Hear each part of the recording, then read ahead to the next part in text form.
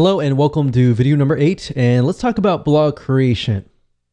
How do you go about creating the blog posts now that you have a list of different topics that you might want to create? Should you use videos or should you use articles, or how long should they be? Now, if you took a look at the BuzzSumo examples in the previous videos, you notice that the articles were pretty long. They were about 1,000 to about 1,500 words for an article. And that's pretty much standard nowadays, but if you can get to a point where it's like 2,000 articles and you have a video, that actually will keep the retention rate of somebody who lands on your blog. So that's the recommended thing to do, is to create an article, and you can outsource this if you want, but I would recommend you actually try to create the blog outline yourself, because if you're passionate about it, it's going to be easier. And one little tip that I have to say to speed up the process is be using something like your iPhone.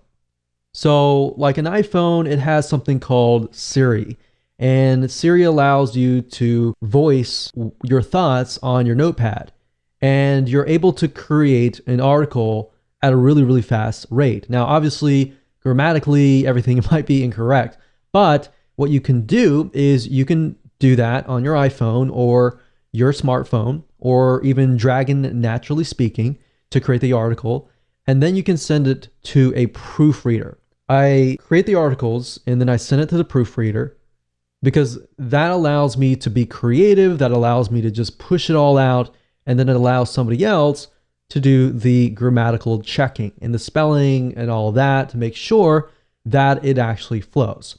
Now, once you're done with that, what you can do next is you can head on over to places like Fiverr.com, Fiverr.com, and you can hire people to actually read your article and get them to turn it into a video. So essentially what you're doing is the video is the same as the article. And what you can do is you can add images, and that way you appeal to the visual audiences, the kinesthetic, and the auditory learners. There's 3 types of people and 3 different types of learning. So that's what I recommend to you. Now, as far as what the blog post should be about, well, I'm going to show you what we call the backward blog creation strategy.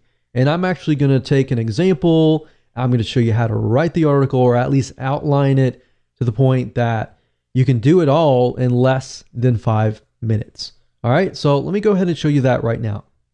Okay, so the reason why I call this the backward blog post strategy is because what we're doing is we're moving backwards, if that makes sense. And it'll make more sense once we dive right in. But as you can see here, what you're trying to do is you're trying to find an already proven blog post. We're not plagiarizing, we're not copying anything, and just want to get that out of the way. But what we're trying to do is we're looking at what is proven and extracting from that and making it more specific, making it more unique, and making it better, essentially. So we find that proven blog post, and then what we do is we can break it up. So this one proven blog post could essentially become 10 or 15 or 20 even smaller blog posts that are actually more specific. So let me show you this in action. This is super, super easy to do. We're not plagiarizing by any means, so I just want to make sure we understand that and that is clear.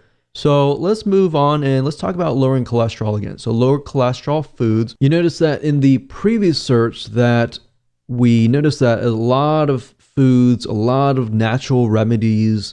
So let's kind of focus on that, because that seems to be what people are searching for. So let's just type in lower cholesterol foods and see what we get. So if we scroll down, we can see top 12 foods that lower cholesterol. And you'll notice this, a lot of articles are moving more towards 12 things or top 10 things that lower your cholesterol, or top 10 different types of cardiovascular exercises that allow you to lower your cholesterol, or even top 10 foods that you can still eat that are tasty that can lower your cholesterol. So let's just click through here we'll click this one here, and let's just start from there. So as you can see here, it says 12 foods that lower cholesterol naturally. Now, if we take a look here, we can see that it lists different types of foods. So different categories of foods like oats, we have red wine, we have salmon and fish, we have nuts. Now, we can see that while this is great and all, we can go more specific. So the question is, how do you go more specific? Because obviously the more specific it is, the more interesting it is sometimes, but at the same time, a lot of times, it'll actually boost your authority simply because people feel like, okay, you've actually focused in on very, very specific details. So instead of saying like the top 12 different foods that lower cholesterol, what you can do here is say, for example, fish. You can say the top 10 fish that actually lower your cholesterol, or top 5 fish that lower your cholesterol, top 5 types of nuts. Because as you can see here, there are many different types of nuts. There's our pistachios, for example, that can help lower cholesterol. And there are many other types like almonds that can help as well. So try to go through here and just break it down. So let's just go here, and we can see here that it's talking about nuts, oats, red wine, salmon or fish, nuts, and let's scroll down and see what else. So we can see teas, we have beans, we have chocolate, we have margarine, and we have garlic and olive oil. So there are actually other olive oils or types of oils that can lower cholesterol. So we can do oils, and let's just start with that. So obviously oats are oats. Red wine, there might be different types of red wine. So maybe we could do top 5 types of red wine, or top types of fish, top 5 types of nuts, and top 5 types of oil that lower your cholesterol. Now, indirectly, what you're doing here is, even though it is very, very specific, you're actually helping Google figure out what your site is all about. So there we go. From this one article, we were able to create 4 different articles. And because it's all very consistent, all we have to do now is we can go back to Google and type in, let's say, top beans to lower cholesterol. So right off the bat, you can see eating a cup of beans can lower your cholesterol as much as 10%. So we have navy beans, kidney beans, pinto beans, black beans, and chickpeas. That's already 3, 4, 5. So there you go. So you can easily find other articles out there that are based on these articles. So you can hire an article writer. Of course, there are many different places that you can go to hire article writers. Fiverr.com, that's Fiverr.com, is one good place to go to. And another place that you can go to is Upwork.com. And you can find very high quality article writers. And really all you need is a few. Just start out with one. And then, of course, as you expand, you can hire a few more. But what I like to do is I like to hire a couple first and see which ones I like, the writing style and how well they work with you. And then you can outsource it. Or you can either do it yourself and very, very easily do it because you have it. It's more specific. The more specific it is, the easier it is to write. So for example, going back to nuts, we have number 1, pinto beans. Number 2, navy beans.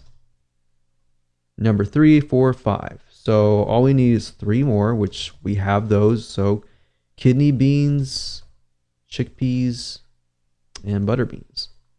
So all you have to do is simply hand this to an article writer and say, hey, I want you to write an article on the top 5 types of nuts that lower your cholesterol.